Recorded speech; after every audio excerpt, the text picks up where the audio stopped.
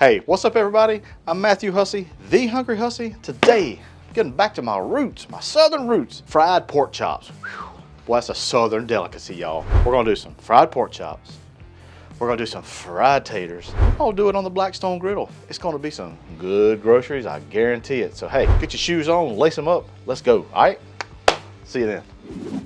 All right, y'all, first things first, gotta get the taters ready. Let's get these things sliced and get them on the Blackstone because, again, they are a potato. They do take a while. We're gonna employ a little friend of ours. It's called Mr. Mandolin. It's gonna help make us a little bit more efficient. Number one, it's gonna make every slice exactly the same. So there's not gonna be any kind of inconsistencies. I could do it with my trusty Dawstrong knife. I got mandolin hands. But this is much easier. So I got, how many taters do I got here? 1, 2, 3, 4, I got 6. These are Yukon Gold potatoes. I would like to have red potatoes. I love red potatoes. That's what my mama used. I didn't have red potatoes. My red potatoes looked meh. So guess what? I had to toss those suckers. Sorry about that. So basically, you just put it here. This right here has some little prongs. And then you just do it just like that. And then just again, make sure your hands are out of the blade, which as long as you keep it inside this guard right here, you should be good. And just like that.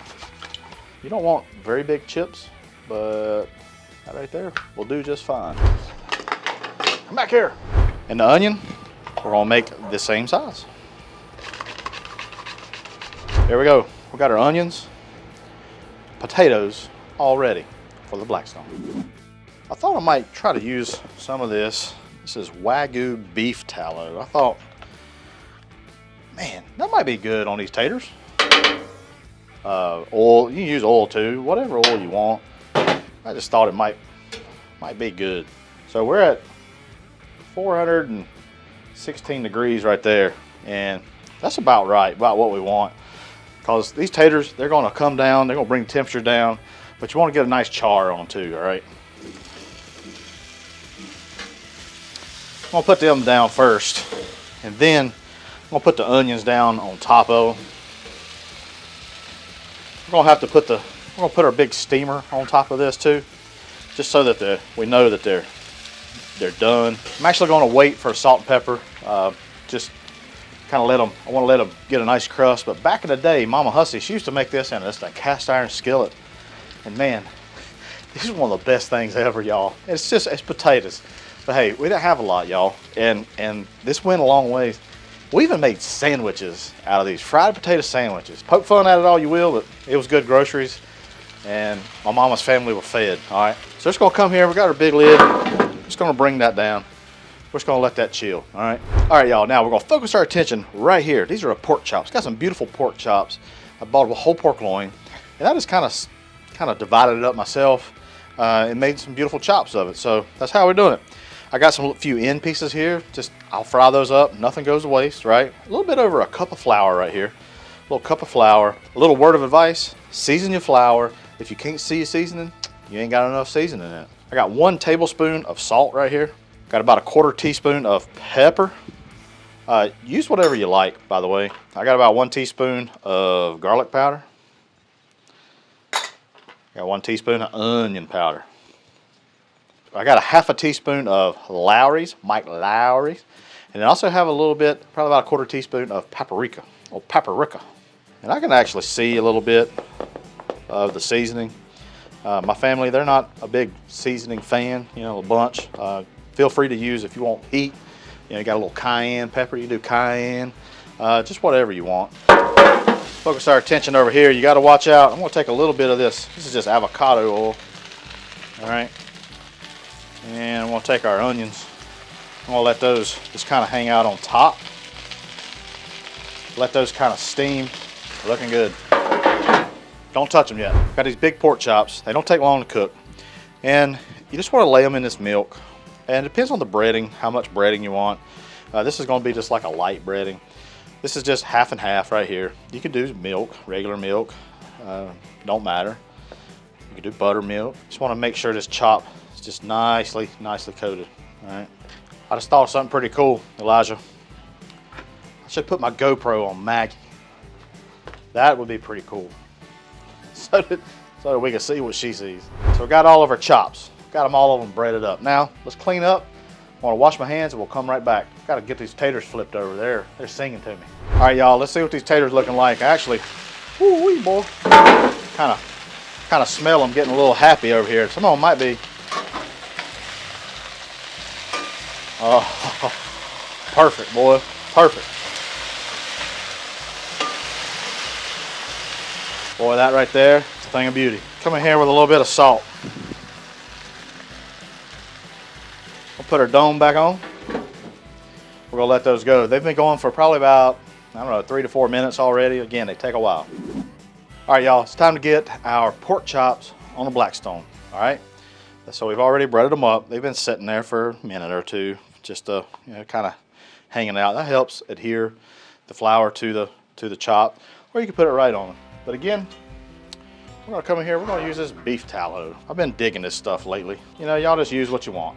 We're gonna let this middle come up to temperature a little bit more. I did have these burners cut off because it was kind of getting too hot. So let's get it up 350. We'll get these chops on. They don't take long. While this is coming up to temperature, let's take a look, see what our taters are looking like. Flip them over.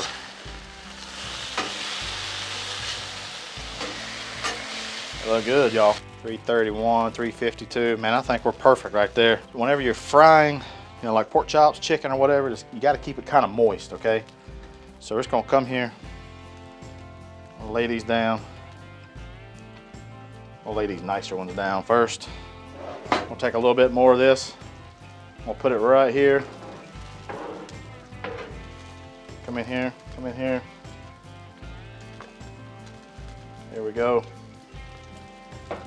This is kind of like shallow frying, but on a flat top. We're gonna let these go for about 2 minutes on this side, and we're gonna flip it and do the same to the next. So let's see where these bad boys are.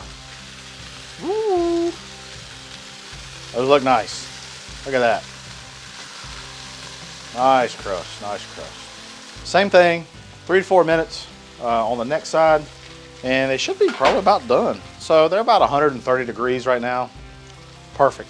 You want to pull them when they're about 140, 145, okay? My family don't like to see a lot of pink in their pork, so 145 is good for us, and then it'll carry over a little bit. This is a time, kind of take it off, see about seasoning, okay? I did put a little pepper. The cameras were not on, but I did put some pepper on it. But yeah, just let's try the seasoning, see where we're at. Right about perfect right there. These pork chops, they're done, y'all. Let's get them off the griddle and let's see what they look like, all right? Time for the taters. Right there, beautiful. All right, y'all, hey, our fried pork chops, fried taters is done. Now, let's give it a try. This beautiful big boy right here. I like them big. We'll go right for the center.